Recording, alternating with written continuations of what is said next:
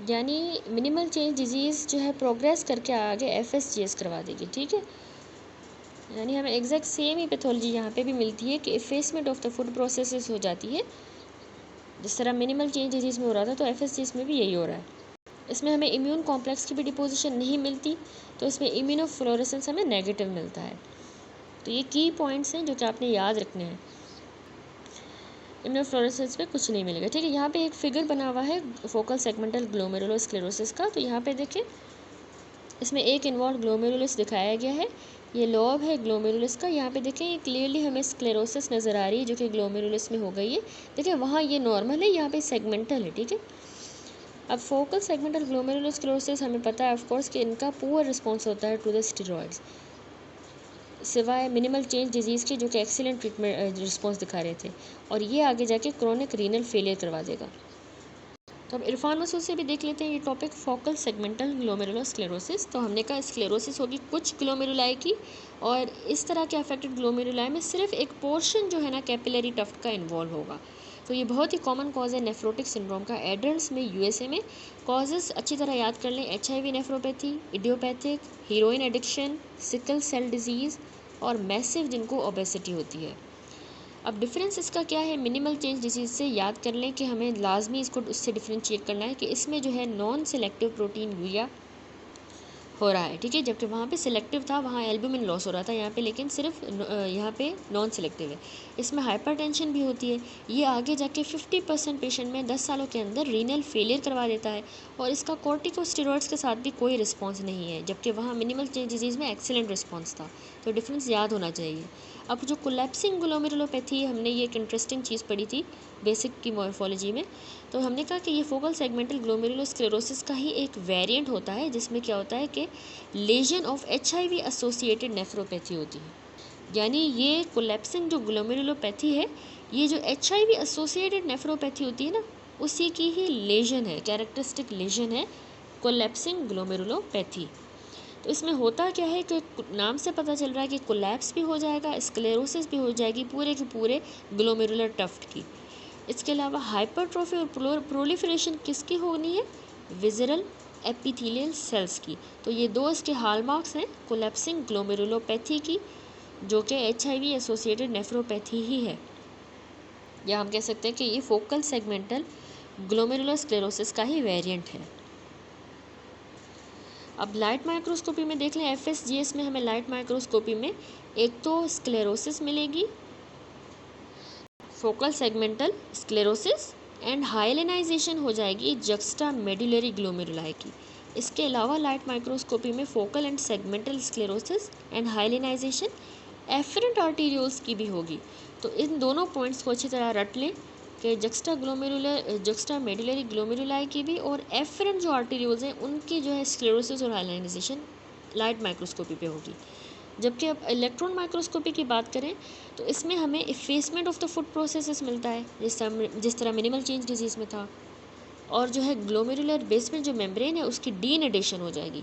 क्यों डीनेडेशन हो जाएगी, क्योंकि जो उसके एपिथेलियल सेल्स होते हैं ना वो डिटैच हो जाएंगे इस फोकल सेगमेंटल ग्लोमेरुलोस्क्लेरोसिस में, ठीक है।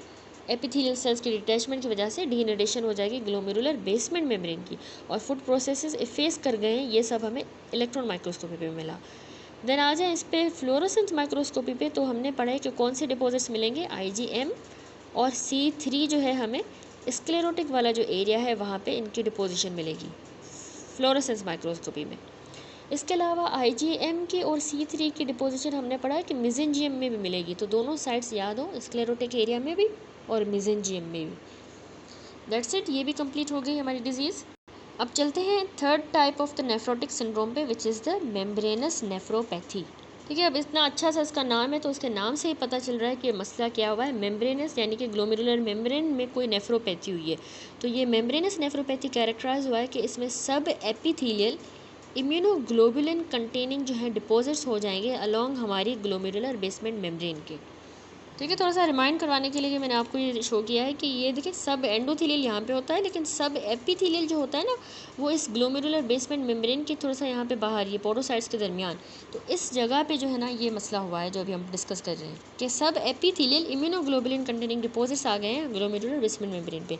तो इस मेम्ब्रेनस नेफ्रोपैथी में अर्ली क्या होता है कि ग्लोमेरुला जो है हमें बिल्कुल नॉर्मल ही नज़र आएंगे लाइट माइक्रोस्कोपी पे, ठीक है, लेकिन जो वेल डेवलप्ड केसेस है ना उनमें अब क्या हो जाएगा कि डिफ्यूज थिकनिंग मिलती है हमें कैपिलरी की वॉल की, थिकनिंग यानी कैपिलरी की वॉल मोटी हो जाएगी, ठीक है, ये याद रखिए एक पॉइंट। तो ये यूजुअली जो है प्रेजेंट करती है एडल्ट्स के अंदर जो कि 30 से 60 साल की उम्र के दरमियान में होते हैं, और इंडोलेंट और स्लोली इसका प्रोग्रेसिव कोर्स होता है मेम्ब्रेनस नेफ्रोपैथी का। तकरीबन 80% जो इस तरह के केसेस हैं ना वो प्राइमरी होते हैं, जो कि ऑटो एंटीबॉडीज़ की वजह से होते हैं, यानी ऑटो एंटीबॉडीज़ हमारे ही पोडोसाइट्स के अगेंस्ट, उनके एंटीजेंस के अगेंस्ट बनेंगी। बाकी जो केसेस हैं उनमें सेकेंडरी वजूहात होती हैं किसी और कंडीशन के, जैसे कि इन्फेक्शन हो गया, यानी क्रोनिक हेपेटाइटिस बी की वजह से, साइफिलिस, शिस्टोसोमियासिस, मलेरिया, ठीक है, इसके अलावा मेलिग्नेंट नियोप्लाज्म्स की वजह से, पार्टिकुलरली जो कार्सिनोमा हो गया हमारे लंग का, कॉलन का और मेलानोमा, इनके सेकेंडरीली। ऑटो इम्यून डिजीज़ में अच्छी तरह याद रखिएगा एसएलई के सेकेंडरीली हो सकती है ये मेम्ब्रेनस नेफ्रोपैथी। इनऑर्गेनिक साल्ट से एक्सपोजर हो जैसे गोल्ड या मर्करी। ड्रग्स में हमारे पास पेनिसिलिन, कैप्टोप्रिल, एनसेड्स, ठीक है, इनके सेकेंडरीली हो सकता है, एनसेड्स भी याद रखिएगा और पेनिसिलिन, कैप्टोप्रिल। अब होती किस तरह है, पैथोजेनेसिस को समझने की कोशिश करते हैं। तो मेम्ब्रेनस नेफ्रोपैथी एक क्रोनिक इम्यून कॉम्प्लेक्स ग्लोमेरुलोनेफ्राइटिस की ही फॉर्म होती है, जो कि इंड्यूस होती है ऑटो एंटीबॉडीज़ की वजह से, जो जाके रिएक्ट करेंगी हमारे इन सीटू एंडोजेनस या फिर प्लांटेड ग्लोमेरुलर एंटीजेंस के ही अगेंस्ट ये जाके रिएक्ट करेंगी, ठीक है, ऑटो एंटीबॉडीज़। तो यानी ये क्रोनिक इम्यून कॉम्प्लेक्स ग्लोमेरुलोनेफ्राइटिस जो है ना ये इस वजह से ही इंड्यूस हुआ है कि ये एंटीबॉडीज़ जाके उनसे रिएक्ट कर गई हैं और मेम्ब्रेनस नेफ्रोपैथी कॉज करवाई है। अब देखिए जो एंटीबॉडीज़ हैं ना हमारे पोडोसाइट के एंटीजन के phospholipase A2 receptor PLA2AR, phospholipase A2 receptor के अगेंस्ट ये एंटीबॉडीज़ ना फ्रीक्वेंटली प्रेजेंट होती हैं, लेकिन ये इस्टेब्लिश नहीं हुई कि यही कॉजेटिव है। अब फॉर्मेशन सब एपिथेलियल इम्यून डिपॉजिट्स की जो है आगे जाके कॉम्प्लीमेंट की एक्टिवेशन करवा देगी पोडोसाइट्स के सरफेस के ऊपर, और ये मेम्ब्रेन अटैक कॉम्प्लेक्स यानी C5 to C9 को जनरेट कर देगा। तो अब ये इन टर्न हमारे पोडोसाइट की इंजरी करवा देगा और प्रोटीन यूरिया हो जाएगा। ठीक हो गया, बहुत सी आसान सी थी पैथोजेनेसिस। अब मॉर्फोलॉजी देखें तो इसमें जो है क्या होता है मेम्ब्रेनस नेफ्रोपैथी में कि जो मेन हिस्टोलॉजिक फीचर है कि हमारी कैपिलरी वॉल की हमने कहा थिकनिंग तो होगी लेकिन डिफ्यूज़ थिकनिंग होगी।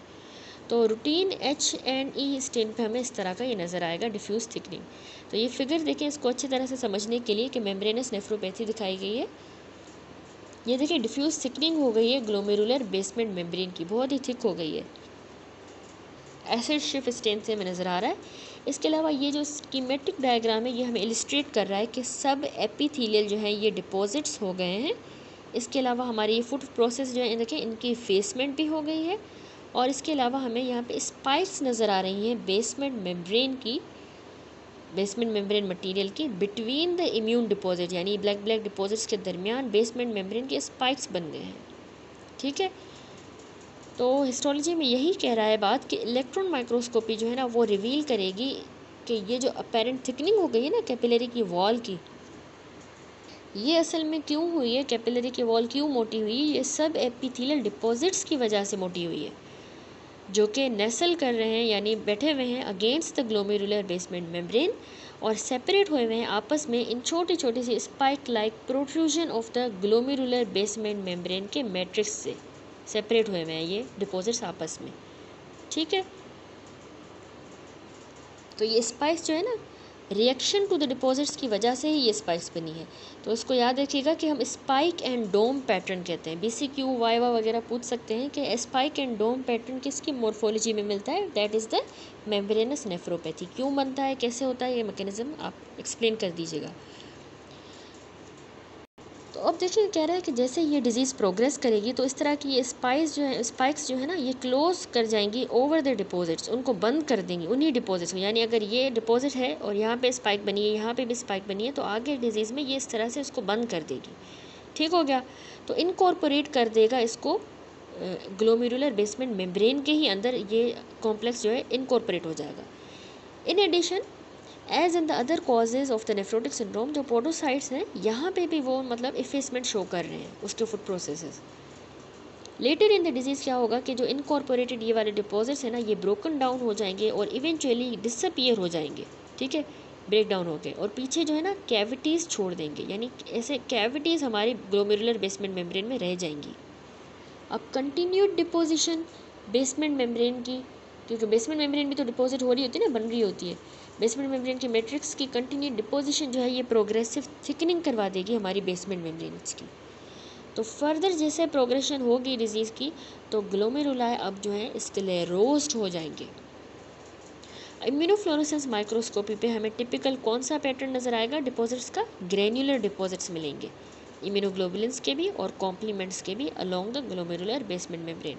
तो हम पढ़ के आए हैं कि इस तरह का हमें एक ग्रेन्युलर पैटर्न मिलता है। ये तो लीनियर था ना, तो ये ग्रेन्युलर पैटर्न मिलेगा इसमें भी मेम्ब्रेनस नेफ्रोपैथी में। अब मेम्ब्रेनस नेफ्रोपैथी के आपको क्लिनिकल फीचर्स अच्छी तरह से याद हों कि जो मोस्ट केसेस होते हैं वो अचानक से उनका ऑनसेट होता है, सडन, और ये ना फुल ब्लोन नेफ्रोटिक सिंड्रोम की तरह प्रेजेंट करेंगे। ठीक हो गया, फुल ब्लोन। तो यूजुअली विदाउट एंटीसीडेंट इलनेस, पहले कोई इलनेस होगी नहीं, अचानक से बस नेफ्रोटिक सिंड्रोम हो जाएगा फुल ब्लोन। मोस्ट केसेस में ऐसा होगा। बाकी जो इंडिविजुअल्स हैं उनको lesser degree of proteinuria भी होगा। ठीक है, वैसे बाकियों में किसी में जो है यूजुअली इलनेस नहीं होती कोई, लेकिन किसी किसी में प्रोटीन यूरिया होगा थोड़ी बहुत। अब in contrast to the minimal change disease, उसके बरक्स अगर हम देखें तो प्रोटीन यूरिया यहाँ पे जो है वो नॉन सिलेक्टिव है। यहाँ पे भी जिस तरह FSGS में भी नॉन सिलेक्टिव था, और ये यूजुअली फेल कर जाएगा to respond to the corticosteroid therapy. इसकी भी वही बात है। सेकेंडरी जो कॉजेज़ हमने पढ़े इस मेम्ब्रेनस नेफ्रोपैथी के, उनको हमें रूल आउट करना होगा। मेम्ब्रेनस नेफ्रोपैथी जो है ये नोटोरियसली फॉलो करती है वेरिएबल और ऑफन इंडोलेंट कोर्स। आल्दो जो प्रोटीन यूरिया है वो 60% ऑफ द पेशेंट्स से में जो है ना 60% से भी ज़्यादा पेशेंट्स में परसिस्ट करता है, उनको रहता ही रहता है। और सिर्फ 40% जो है पेशेंट्स वो आगे रीनल फेलियर में चले जाएंगे 2 से 20 सालों के अंदर। एक और एडिशनल 10 से 30% जो केसेस हैं उनका ज़्यादा बिनाइन कोर्स होता है कि उनमें पार्शियल या कंप्लीट रेमिशन हो जाती है प्रोटीन यूरिया की। ठीक है, आएगा जाएगा। ठीक है, पार्शियल या कंप्लीट रेमिशन, रेमिशन यानी कैंसिल हो जाएगा या सस्पेंड हो जाएगा। ठीक है, पार्शियली या कंप्लीटली ख़त्म हो जाएगा। That's it. अब हम पैथोमा से देख लेते हैं। मेम्ब्रेनस नेफ्रोपैथी ये भी बहुत कॉमन कॉज है नेफ्रोटिक सिंड्रोम का, लेकिन किन में? कॉकेशियन एडल्ट्स में, कॉकेशियन। ठीक है, ये बहुत इंपॉर्टेंट पॉइंट है। अब ये ज़्यादातर इडियोपैथिक होता है, यूजुअली इडियोपैथिक ही होते हैं नेफ्रोटिक सिंड्रोम, लेकिन हाउएवर ये हेपेटाइटिस बी या सी की वजह से एसोसिएटेड हो सकता है, सॉलिड ट्यूमर्स की वजह से हो सकता है, लूपस की वजह से हो सकता है, या ड्रग्स की वजह से। लूपस याद रखिएगा, बहुत इंपॉर्टेंट है। SLE ये रीनल फेलियर जो है इसमें बहुत ही कॉमन कॉज होता है डेथ का, हमें याद होना चाहिए। रीनल फेलियर हो जाता है। ठीक है, और बहुत ही कॉमन जो इसमें डिसऑर्डर है वो है इनको नेफ्रिटिक सिंड्रोम हो जाता है, जिसको हम डिफ्यूज़ प्रोलिफरेटिव ग्लोमेरुलोनेफ्राइटिस कहते हैं। लेकिन हाउएवर जो लूपस की जो पेशेंट है उनको नेफ्रोटिक सिंड्रोम भी हो सकता है। अब नेफ्रोटिक सिंड्रोम अगर होगा तो उनको कौन सी टाइप होगी वो अच्छी तरह याद होनी चाहिए कि उनको मेम्ब्रेनस नेफ्रोपैथी होगी। ये बहुत इंपॉर्टेंट पॉइंट है एग्जाम पॉइंट ऑफ व्यू से। अब ये एसोसिएशन आपको याद होनी चाहिए कि हेपेटाइटिस बी, सी, सॉलिड ट्यूमर, लूपस और ड्रग्स करवाती है मेम्ब्रेनस नेफ्रोपैथी। अब इसमें की फाइंडिंग्स क्या होती हैं कि मेम्ब्रेनस जो नाम इसका बता रहा है कि इसमें थिक ग्लोमेरुलर बेसमेंट मेम्ब्रेन हो जाती है HNE पे, और जो फिल्ट्रेशन बैरियर हमें नज़र आता है ना HNE पे, तो वो थिक हो जाएगा। ठीक है, अब देखिए फिगर देखिए, इसमें हमें नज़र आया है कि ग्लोमेरुलर से अगर हम इसको हम देखें तो हम रिकॉग्नाइज़ कर सकते हैं कि ग्लोमेरुलर फिल्ट्रेशन मेम्ब्रेन जो है ना ये पार्टिकुलरली मोटी हो गई है, थिक हो गई है। तो इसका नाम भी यही है मेम्ब्रेनस ग्लोमेरुलर नेफ्रोपैथी, क्योंकि वो थिक हो गई है।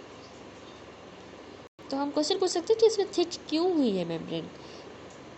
तो इसमें की प्रॉब्लम यही है कि इसमें इम्यून कॉम्प्लेक्स की डिपोजिशन हो जाती है। अब कोई भी डिजीज़ जिसमें मेम्ब्रेन वर्ड आ जाता है मेम्ब्रेनस या मेम्ब्रेनोप्रोलिफरेटिव, जो कि हम आगे भी पढ़ेंगे। तो इस तरह के सारे केसेस में थिकनिंग हो जाती है मेम्ब्रेन्स की। अब मेम्ब्रेन की थिकनिंग जो है वो इम्यून कॉम्प्लेक्स की डिपोजिशन की वजह से होती है। अब इसमें ग्रेन्युलर इम्यूनोफ्लोरेसेंस मिलेगी, इसको भी आपने याद रखना है।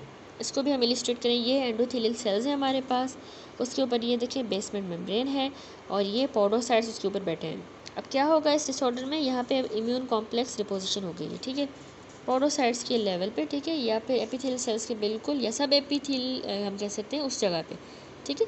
अब ये डिपोजिट्स इम्यूनोफ्लोरेसेंस में डिटेक्ट होते हैं। ग्रीन डिपोजिट्स हमें नज़र आएंगे, सर्कुलर डिपोजिट्स, जो कि ग्रैन्युलर या ग्रेनी जो है ना इम्यूनोफ्लोरेसेंस प्रोड्यूस करेंगे। और ये डिपॉजिट जब इसके नीचे एपिथेलियल सेल्स के नीचे जब बैठे होते हैं ना, तो पोडोसाइट्स अब रिस्पॉन्ड करेंगे कि यानी यहाँ पे ये एडिशनल बेसमेंट मेम्ब्रेन को ले डाउन करेंगे। अब ये ले डाउन करेंगे ना बेसमेंट मेम्ब्रेन, तो वो इनके ऊपर डोम कर जाएगी, डिपॉजिट्स के ऊपर वो जो है बेसमेंट मेम्ब्रेन डोम कर जाएगी उनके ऊपर से। अब इन दोनों के दरमियान जो है ये एक स्पाइक बनेगी। अब ये स्पाइक एंड डोम इस तरह ये बनेगा, ठीक है। अब ये इसके क्लासिक डिस्क्रिप्शन है मेम्ब्रेनस नेफ्रोपैथी की। तो मेम्ब्रेनस नेफ्रोपैथी में क्या होता है कि थिक ग्लोमेरुलर बेसमेंट मेम्ब्रेन हो जाती है HNE पे, इम्यून कॉम्प्लेक्स की डिपोजिशन हो जाती है, जो कि ग्रेन्युलर इम्यूनोफ्लोरेसेंस हमें देगा। ग्रेन्युलर सब एपिथेलियल है क्योंकि ये डिसऑर्डर, ठीक है। तो स्पाइक एंड डोम अपीयरेंस हमें इलेक्ट्रॉन माइक्रोस्कोपी में मिलेगा। यहाँ पे HNE इमेज है जिसमें हमें नज़र आ रहा है कि की प्रॉब्लम जो है वो थिकनिंग हो गई है ग्लोमेरुलर फिल्ट्रेशन बैरियर की या मेम्ब्रेन की। ये देखिए फिगर, ग्रेनी और ग्रेन्युलर हमें इम्यूनोफ्लोरेसेंस मिल रहा है। डॉट से हमें ये नज़र आ रहे हैं, ये इम्यूनोफ्लोरेसेंस को ग्रेनी या ग्रेन्युलर कर रहे हैं, ठीक है। ये डॉट्स जो नज़र आ रहे हैं, तो इससे पता चल रहा है कि इम्यून कॉम्प्लेक्स डिपोजिट हुए हैं। अब ये फिगर देखिए, इलेक्ट्रॉन माइक्रोस्कोपी में क्या होगा कि इम्यून कॉम्प्लेक्सेस जो है बिल्कुल अंडरनीथ द पोडोसाइट हमें नज़र आ रहे हैं। तो पोडोसाइट्स जो है वो सेपरेट जब हो जाएंगे बेसमेंट मेम्ब्रेन से, तो ये अब न्यू बेसमेंट मेम्ब्रेन को ले डाउन करेंगे और spike and dome pattern appear होगा। स्पाइक एंड डोम, ठीक है, बीच में स्पाइक है, dome stop of the deposit है और स्पाइक उनके बीच में, ये बात याद रखिएगा।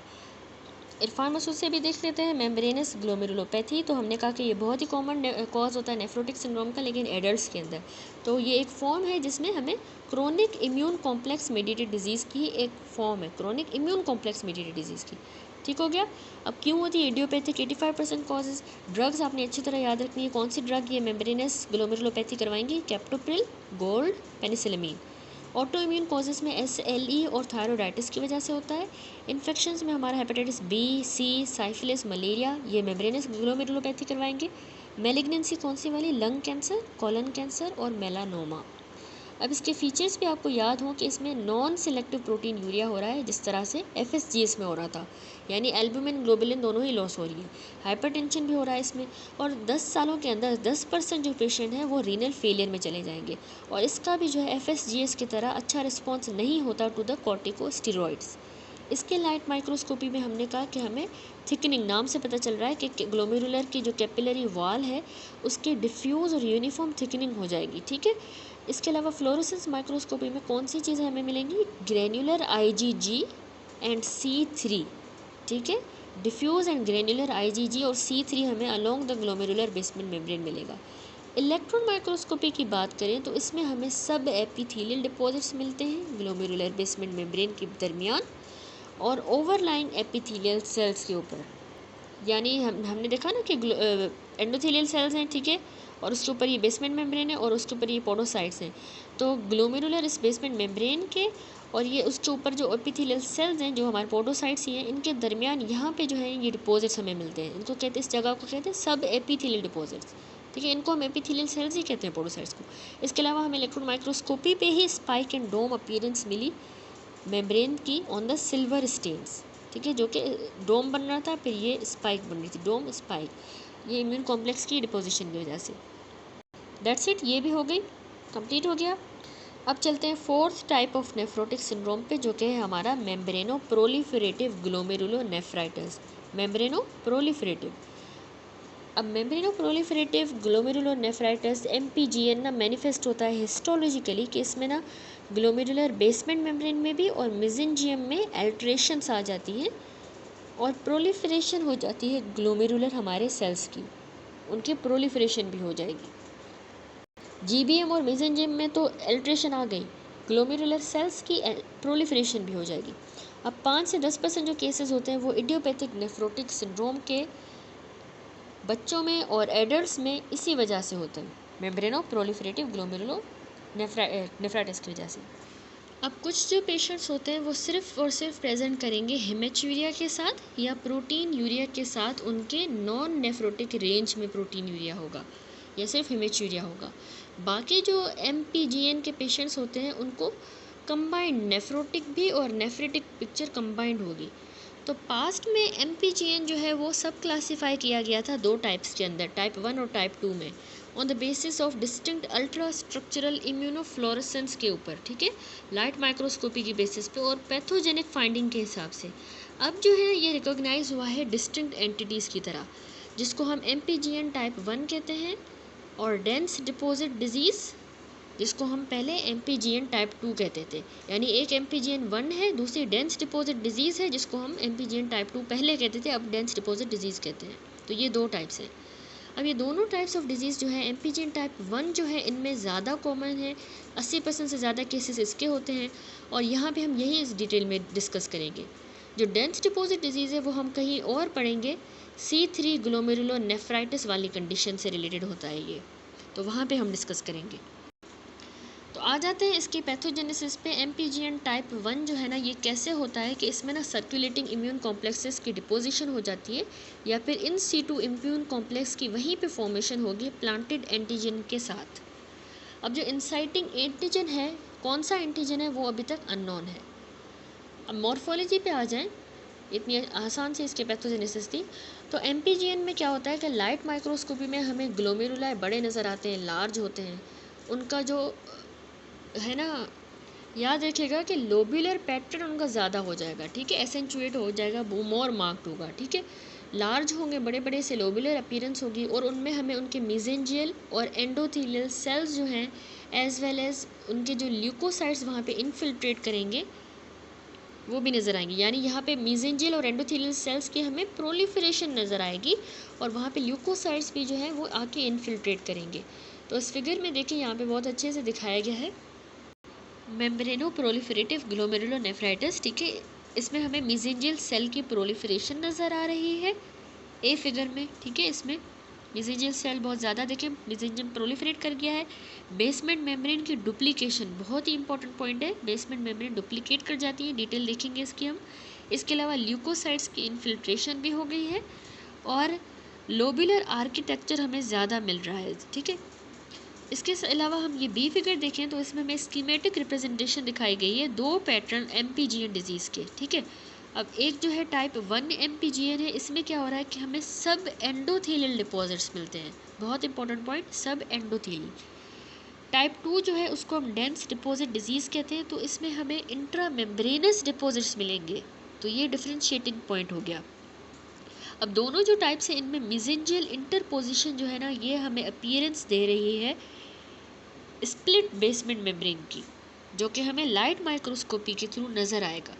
देखिए ना, ये मेसेंजियल जो सेल्स हैं, ये इनके जो प्रोसेसेस हैं ना, ये इंटरपोज हो गए हैं, तो इसने इसी एक ही बेसमेंट मेम्ब्रेन को 2 में डिवाइड कर दिया है, ठीक है, इसकी स्प्लिटिंग की वजह से ये हो रहा है, इसके प्रोसेस की वजह से, यानी ये स्प्लिटिंग हो रही है।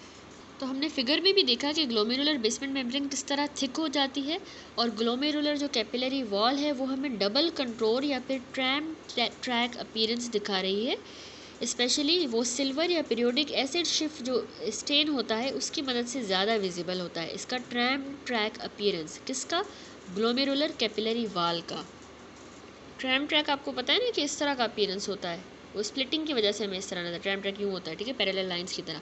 अब इस जो स्प्लिटिंग है ना, ये ग्लोमेरुलर बेसमेंट मेम्ब्रेन की, ये क्यों हो रही है? क्योंकि जो प्रोसेसेस हैं मेसेंजियल हमने देखे, और इन्फ्लेमेटरी जो सेल्स हैं वो कैपिलरी लूप्स में जो है जा रहे हैं, और डिपोजिशन हो रही है मेसेंजियल मैट्रिक्स की एज वेल एज सब एपिथेलियल इम्यून कॉम्प्लेक्सेस की, ठीक है। तो ये हमें इस फिगर में ज़्यादा क्लियर हुआ कि हमें इनकी जो है इंटरपोजिट मेसेंजर सेल्स हो गए हैं उनकी वजह से भी, और ये जो है ना इंट्रा मेम्ब्रेनस डिपॉजिट्स की वजह से भी, ये देखिए ये बेसमेंट मेम्ब्रेन स्प्लिट हो गई है, दो में हो गई है डिवाइड। तो अब कह रहा है कि जो कैरेक्टरिस्टिक लाइट माइक्रोस्कोपिक जो ग्लोमेरुलर मैनिफेस्टेशंस है वो क्या होंगी, उनको हम कहते हैं membrano proliferative pattern of the glomerular injury. ठीक है, membrano proliferative pattern of the glomerular injury हमें लाइट माइक्रोस्कोपी में मैनिफेस्टेशंस मिलती हैं। तो इलेक्ट्रॉन माइक्रोस्कोपी में जो टाइप 1 MPGN है ना, उसमें हमें डिस्क्रीट सब लेकिन एंडोथेलियल डिपॉजिट्स मिलते हैं। ये देखिए फिगर, तो इसमें हमें लाइट माइक्रोस्कोपी में ही दिखाया गया है सब एंडोथेलियल डिपॉजिट्स, सॉरी इस फिगर में, ठीक है। तो ये देखिए सब एंडोथेलियल डिपॉजिट हुए हैं, तो ये हमें लाइट माइक्रोस्कोपी पे भी नज़र आएगा, सॉरी इलेक्ट्रॉन माइक्रोस्कोपी पे। लेकिन इम्यूनोफ्लोरेसेंस माइक्रोस्कोपी में कौन सी चीज़ मिलेगी, ये अच्छी तरह याद रखिएगा, C3 मिलेगा हमें, जो कि इरेगुलर ग्रेनुलर पैटर्न की तरह डिपॉजिट होगा। इसके अलावा IgG मिलेगा, और अर्ली कॉम्प्लीमेंट के कंपोनेंट जो कि है C1Q एंड C4, तो ये भी ऑफन प्रेजेंट होते हैं और ये इंडिकेटिव होते हैं इम्यून कॉम्प्लेक्स पैथोजेनेसिस के। अब हम आ जाते हैं क्लिनिकल फीचर्स पे। तो जो मोड होता है ना प्रेजेंटेशन का, वो तकरीबन 50% ऑफ ऑल केसेस में इस तरह के जो पेशेंट है वो नेफ्रोटिक सिंड्रोम के साथ ही आते हैं, 50%। तो आल्दो ये बिगिन हो सकता है अक्यूट नेफ्राइटिस की तरह शुरू हुआ होगा, या माइल्ड प्रोटीन यूरिया हुआ होगा पेशेंट को, और आगे जाके ये इस तरह का हो गया होगा कंडीशन, मेम्ब्रेनो प्रोलिफरेटिव ग्लोमेरुलोनेफ्राइटिस हो गई होगी, लेकिन बिगिन इस तरह होगा, नेफ्राइटिस या प्रोटीन यूरिया। तो जिसकी प्रोग्नोसिस होती है वो ज़्यादातर पुअर ही होती है। एक स्टडी जिसमें नन ऑफ द 60 पेशेंट्स जो हैं followed for 1 to 20 years showed complete रेमिशन, उनको जो है बिल्कुल 60 में से किसी भी पेशेंट को जो है रेमिशन नहीं हुई 1 से 20 साल में, मतलब ठीक नहीं हुए कम्प्लीटली। 40% जो है आगे जाके एंड स्टेज रीनल फेलियर में चले गए, 30% को जो है वो वेरिएबल डिग्री की रीनल इंसफिशेंसी हुई, और बाकी जो 30% थे उनको परसिस्टेंट नेफ्रोटिक सिंड्रोम रहा बिना रीनल फेलियर के। तो मतलब पुअर ही प्रोग्नोसिस है। अब MPGN टाइप 1 जो है ना वो हो सकती है बाकी डिसऑर्डर्स के एसोसिएशन के साथ, उसको हम कहते हैं सेकेंडरी MPGN, ठीक है। जैसे कि सिस्टेमिक लूपस एरिथेमेटोसिस के साथ हो सकता है, हेपेटाइटिस B और C में हो सकता है, क्रोनिक लिवर डिजीज़ में, क्रोनिक बैक्टीरियल इन्फेक्शंस में, ठीक हो गया। इंडीड बहुत से जो इडियोपैथिक है ना उनका कॉज हेपेटाइटिस C होता है, जो कि क्रायोग्लोबिनीमिया से रिलेटेड है, जो कि एबनॉर्मल प्रोटीन से ब्लड में आ जाती हैं, ठीक हो गया, तो उसकी वजह से।